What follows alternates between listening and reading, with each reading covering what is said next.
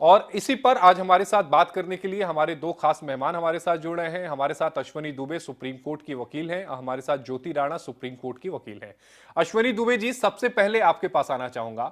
Uniform civil code का मुद्दा एक बार इसलिए फिर से गर्म हो गया है क्योंकि लॉ कमीशन ने रिकमेंडेशन मांगी है आम लोगों से, 30 दिनों का वक्त दिया है। लेकिन दर्शक ये जानना और समझना चाहेंगे कि आखिर यूनिफॉर्म सिविल कोड है क्या।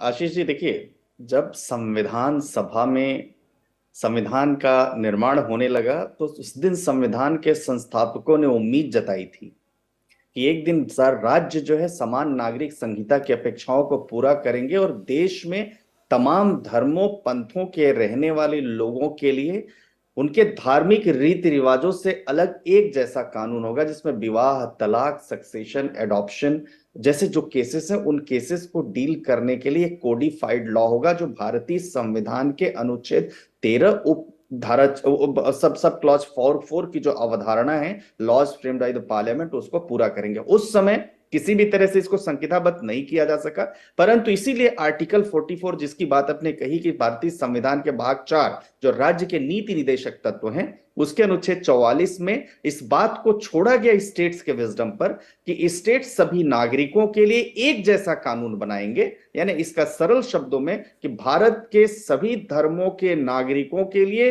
एक समान धर्मनिरपेक्ष कानून होगा। और संविधान के जो संस्थापक थे उन्होंने राज्य के नीति निदेशक तत्वों के माध्यम से इसकी लागू करने की जिम्मेदारी बाद की सरकारों को हस्तांतरित कर दी थी।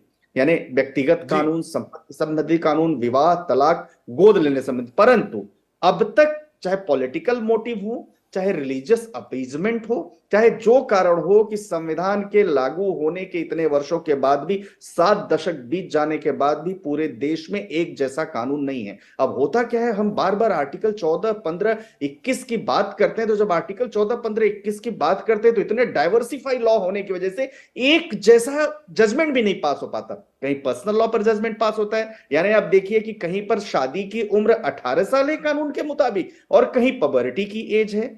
तो इन सब बातों के विरोधाभासों को लेकर अब कहीं किसी धर्म के लोगों के लिए देखेंगे तो इंडियन सक्सेशन एक्ट है जो जी। विल को डिफाइन करता है, इंडियन पार्टीशन एक्ट है जो पार्टीशन को डिसाइड करता है, लेकिन बाकी जगहों पर देखेंगे तो अभी भी जो पर्सनल लॉज हैं उसके मुताबिक चल। इसलिए ये जरूरी था और आज मैं समझता हूं कि लॉ कमीशन ने एक बहुत ही अच्छा काम किया है, इस बात को अपनी लोगों से रिकमेंडेशंस मंगाकर, लोगों के विचार मंगाकर, और मैं समझता हूं कि फुल स्पिरिट के साथ ये कानून पार्लियामेंट को पास होना चाहिए, पार्लियामेंट में पास होना चाहिए दोनों सदनों के द्वारा, ताकि इस देश में और रहने वाले लोगों के बीच में और जो संविधान है उस संविधान की मूल भावना के अनुसार कार्य हो सके।